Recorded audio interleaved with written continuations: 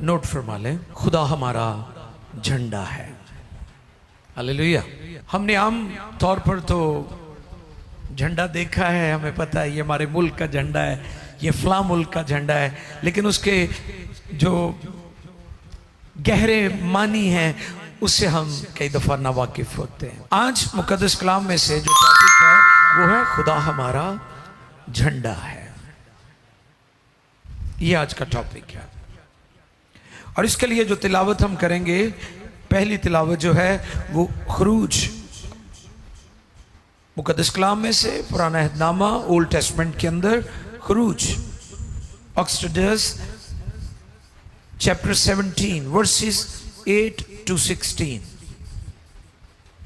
खरूज 17 बाब है और उसकी 8वीं आयत से लेकर 16वीं आयत मुकद्दसा तक हम तिलावत करेंगे। आओ कलाम खुदा में से हम इस तिलावत को सुनेंगे और इस तिलावत में रहनुमाई खुदा की बंदी एस्टर करेंगी। एस्टर नाज से मैं रिक्वेस्ट करूंगा कि वो खरूज की किताब में से 17 बाब चैप्टर 17 उसकी 8वीं से 16वीं आयत तक पढ़ने में हमारी रहनुमाई फरमाए। खुदावंद के कलाम मुकद्दस में यो रकम है, तब अमालेकी आकर रफदीम में बनी इसराइल से लड़ने लगे और मूसा ने यहोशू से कहा कि हमारी तरफ के कुछ आदमी चुनकर ले जा और अमालेकियों से लड़, और मैं कल खुदा की लाठी अपने हाथ में लिए हुए पहाड़ की चोटी पर खड़ा रहूंगा। तब मूसा के हुक्म के मुताबिक यहोशू अमालेकियों से लड़ने लगा और मूसा और हारून और हूर पहाड़ की चोटी पर चढ़ गए, और जब तक मूसा अपना हाथ उठाए रहता था बनी इसराइल गालिब रहते थे, और जब वो हाथ लटका देता था तब अमालेकी गालिब होते थे। और जब मूसा के हाथ भर गए तो उन्होंने एक पत्थर लेकर मूसा के नीचे रख दिया और वो उस पर बैठ गया, और हारून और हूर एक इधर से दूसरा उधर से उसके हाथ को संभाले रहे। तब उसके हाथ आफताब के गुरूब होने तक मजबूती से उठे रहे, और यहोशू ने अमालेक और उसके लोगों को तलवार की धार से शिकस्त दी। तब खुदावंद ने मूसा से कहा, इस बात की यादगारी के लिए किताब में लिख दे और यहोशू को सुना दे कि मैं अमालेक का नामो निशान दुनिया से बिल्कुल मिटा दूंगा। और मूसा ने एक कुर्बानगाह बनाई और उसका नाम यहोवा निस्सी रखा। और मूसा ने एक कुर्बानगाह बनाई और उसका नाम यहोवा निस्सी रखा। यहोवा निस्सी रखा। और उसने कहा खुदावन ने कसम खाई है सो खुदावन अमालेकियों से नस्ल दर नस्ल जंग करता रहेगा। मुकद्दस कलाम की इस तिलावत के वसीला से खुदावंद हम सबों को कसरत की बरकत दे। सब कहें आमीन, हालेलुया। यहोवा निस्सी, यहोवा निस्सी। खुदा के जो अलकाब हैं, खुदा ने अपनी कुदरत के अजीब अजीब काम किए बनी इसराइल के लिए, हैरान कुन। और अजीब बात है कि बनी इसराइल बहुत जल्द खुदा की कुदरत के कामों को भूल जाते थे, जैसे हम आज भूल जाते हैं। हमारी एक दरखास्त पूरी ना हो तो खुदा ने जो बाकी हमारी जिंदगी में जो कुछ किया है हम उसे फौरन भूल जाते हैं। अब यहां पर खुदा जो यहोवा निस्सी यानी खुदा हमारा झंडा, इसका मतलब क्या है? खुदा हमारा, तो टॉपिक क्या है आज का? खुदा हमारा झंडा है। इस फतह के बाद मुकद्दस मूसा ने एक कुर्बानगाह बनाई, और कुर्बान गाह जब उसने बनाई तो उसका नाम क्या रखा? यहोवा, हाँ, यहोवा निस्सी। क्यों? मूसा ने यह ऐलान किया कि हमें जो फतह मिली है, हमें जो सरफराजी मिली है, हमें जो गलबा मिला है, वो हमारी ताकत से नहीं मिला, वो हमें खुदा ने दिया है। यहोवा निसी का मतलब क्या है? खुदा हमारा, बोलिए, खुदा हमारा झंडा है। इसका पहला मतलब है खुदा हमारा झंडा है। इसका दूसरा मतलब है खुदा हमारा स्टैंडर्ड है, खुदा हमारा म्यार है। अपना कोई म्यार नहींगा, साडा जड़ा भी म्यार है वो खुदा ही है। साडी अपनी कोई गल नहीं गई। कई कहते साडा बड़ा म्यार है, साडा बड़ा स्टैंडर्ड है, असी बड़ी शैवां। लेकिन मूसा की मार्फत हमें यह पैगाम मिला है बाइबल मुकद्दस में कि खुदा हमारा स्टैंडर्ड है, हमारा म्यार है, हमारी हैसियत है। तीसरा, खुदा हमारा निशान है, गोल है, वो निशान जिसके नीचे, जिस पॉइंट पर हम सब मुत्तहिद और मुत्तफिक है, यूनिटी। ये इसका तीसरा मतलब है। यहोवा निसी, खुदा हमारा झंडा है, यानी एक झंडे के नीचे आ जाना झंडा हमें मुत्तहिद कर देता है। झंडा क्या करता है? बोले जरा, सारे बोले ना, सीखने तो सब आए हम। झंडे के नीचे हम सब इस परचम के साए तले, कहते हैं ना जी, वो मिली नगमा हुई है, इस परचम के साए तले। तो झंडे के नीचे हम एक हो जाते हैं। झंडा तो फतह पाने के बाद मुकद्दस मूसा ने कुर्बानगाह बनाई और उस कुर्बानगाह का नाम क्या रखा? यहोवा निसी। अब कॉन्टेक्स्ट क्या है, सियाको सबाक क्या है? इस्तस्ना 25वां बाब 17 से 19। इस्तस्ना की किताब है, 25वां बाब निकालिए। इस्तस्ना की किताब 25 बाब और उसकी 17 से 19 आयत तक हम देखेंगे। याद रखना कि जब तुम मिस्र से निकलकर जी आ रहे थे तो रास्ता में अमालिकियों ने तेरे साथ क्या किया? तेरे साथ क्या किया? क्योंकि वो रास्ता में तेरे मुकाबिल आए और गो तू थका मांदा था। अब गौरतलब बात है, कॉन्टेक्स्ट ये है कि बनी इस्राइल अमालिकियों से लड़ने की पोजीशन में थे ही नहीं। ये सियाको सबाक है इस रीडिंग का जो आज शुरू की गई है, ये इसका पस मंजर है, ये इसका बैकग्राउंड है। वो बियाबान में से निकले और बियाबानी सफर कर रहे थे, तो आप देखें कि वो थके हुए थे। उनको सोने का वक्त नहीं मिल रहा था, उनको खुराक प्रॉपर नहीं मिल रही थी, उनकी मुश्किलात थी, उनके चैलेंज थे। और फिर क्या हुआ? गो तो थका मांदा था तो भी उन्होंने उनको जो कमजोर और सबसे पीछे थे मारा और उनको खुदा का खौफ ना आया। इसलिए जब खुदावन तेरा खुदा उस मुल्क में जिसे खुदावन तेरे खुदा मेरास के तौर पर तुझको कब्जा करने को देता है तेरे सब दुश्मनों से जो आसपास हैं तुझको राहत बख्शे। तो तू अमालिकियों का अमालिकियों के नामो निशान को सफाए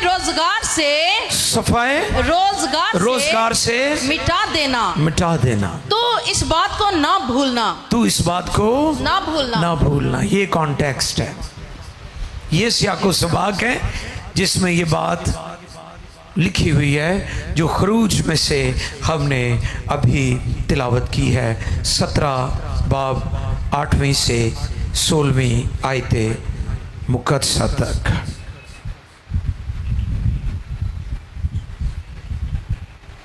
अब वो थके थे, वो कमजोर थे, वो मुकाबले की पोजीशन में नहीं थे, लेकिन मूसा ने फैसला किया कि हम इनका मुकाबला करेंगे।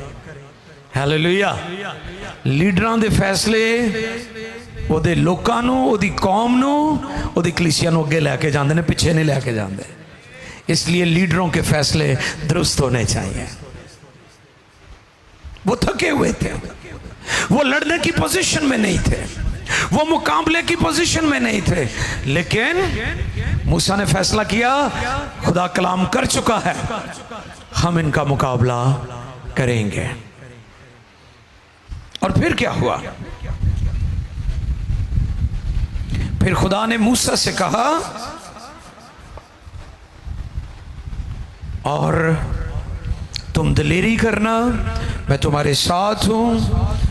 और जैसा कि हमने इस असना 25-17 भी अभी तिलावत की है, और वहां हम इस बात को सीख सकते हैं।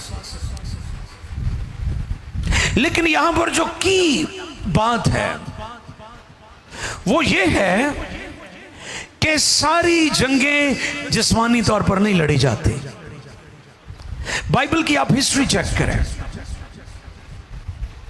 बनी इस्राइल हो, ओल्ड टेस्टमेंट के अंदर मुख्तलिफ अदवार और जमानों में कौमों ने खुदा के लोगों पर अटैक किए, हमले किए, लेकिन खुदा ने अपने लोगों को फतह बख्शी।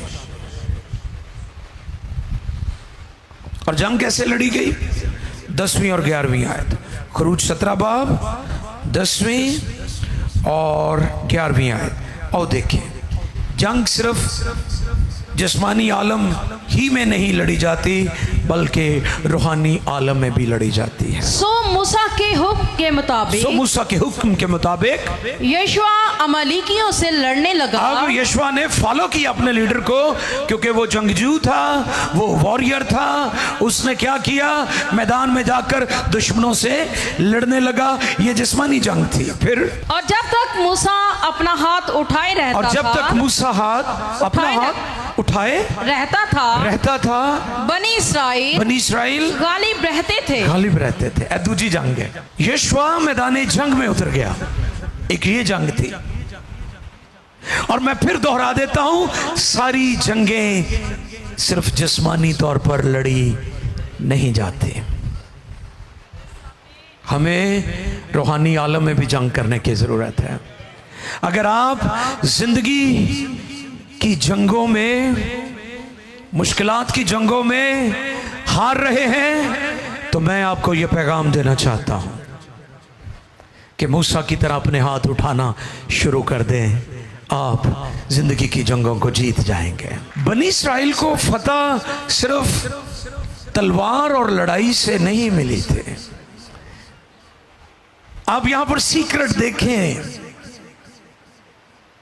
जब तक मूसा हाथ उठाए रखते थे, वो अमालेकियों पर गालिब आते थे। और जैसे मुकद्दस मूसा के हाथ, और जब मूसा के हाथ नीचे आ जाते थे, तो बनी इस्राइल मैदान जंग में।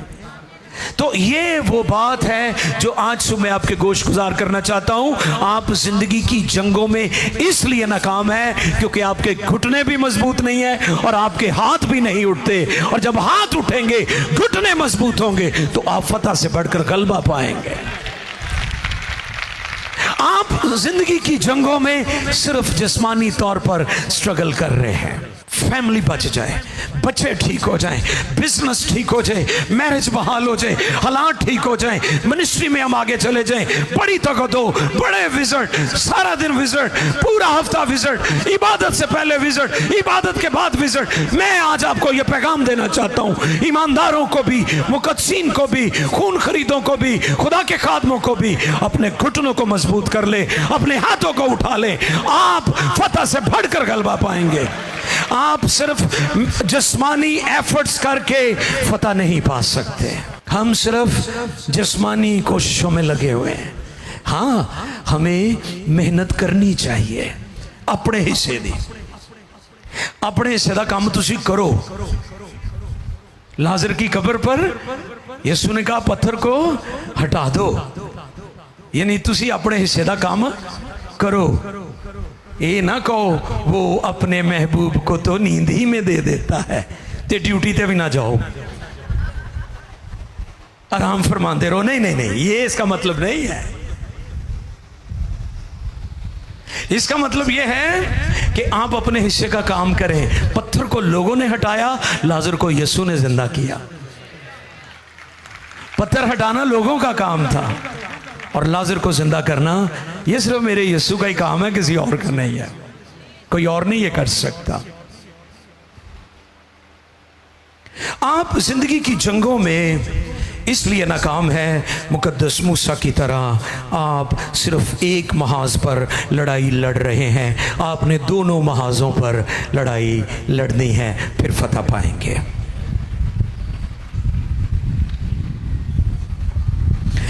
जिंदगी की मुश्किलात में हम कई दफा बहन भाइयों को अपना दुश्मन समझना शुरू कर देते हैं। ये तो साड़ी जान दे दुश्मन बने हुए ने, साढ़े ते कुछ कर देता है इन्होंने, है ना। ये बड़ा मसला है लोगों का। एक दिन एक बाजी इतने आई तो मैंने कहती भाई साहब दुआ करो, मेरा पानी वाला पाइप किसी ने चुक लिया है तो वो आप ही रख जाए। मैं चलो ये तो मैं दुआ कर, ये भी दुआ करो किन्ने चुकया है। हुण दसो मैं इस काम लिए थोड़ी है कि मैं लड़ाई पवावा लोगों की। कई पवाते ने, कई ऐसी ऐसी बातें करके लड़ाइयाँ भी पवा देंगे ने। हम रूहानी आलम में चीजों को नहीं समझते। हम इंसानों को अपना दुश्मन समझते हैं। इंसान हमारे दुश्मन नहीं है, उसके पीछे डिमोनिक तारीकी की कुव्वतें हैं जो पूरी दुनिया के सुकून को, माहौल को बर्बाद करना चाहती हैं, जो आपके घरों के माहौल को, जो आपके फाइनेंसेस को, जो आपके बच्चों को, जो आपके लाइफ का जितना सिस्टम है उसको डिस्टर्ब करना चाहती हैं। डिमोनिक कुव्वतों को समझने की जरूरत है। मूसा ने रूहानी आलम में उन कुव्वतों को बांधा और हाथ उठा कर रखे। आपको पता, मैं हाथ उठा के दुआ करने पर बहुत ज्यादा जोर देता हूं क्योंकि ये बिब्लिकल है। इस पर पहले भी मैंने बताया था कि हाथ जोड़कर दुआ करने का कॉन्सेप्ट बाइबल में मैंने नहीं देखा। हाथ ऐसे जोड़कर जो करते हैं, ये मैंने बाइबल में मैंने नहीं देखा। अगर आपने देखा है तो ठीक है, लेकिन मेरी अंडरस्टैंडिंग नहीं है इस हवाले से कि हम हाथ जोड़कर, हाथ उठा के दुआ करने की तालीम बाइबल में मौजूद है। झंडा ऊपर रहना चाहिए। मैदानी जंग में फौजें जब एक दूसरे के मद्दे मुकाबल होती हैं तो वो अपने झंडे लहराती हैं। अगर किसी फौज का झंडा लहराया जा रहा है तो इससे मुराद ये है कि इस फौज ने जंग जीत ली है। तो अगर आपके भी हाथ ऊपर रहेंगे दुआ में तो इससे मुराद ये है कि आप रूहानी तौर पर फातेह हैं, आप रूहानी जंग जीत रहे हैं, आप रूहानी जंग जीत चुके हैं, आप रूहानी जंग जीत जाएंगे क्योंकि आपके हाथ उठे हुए हैं।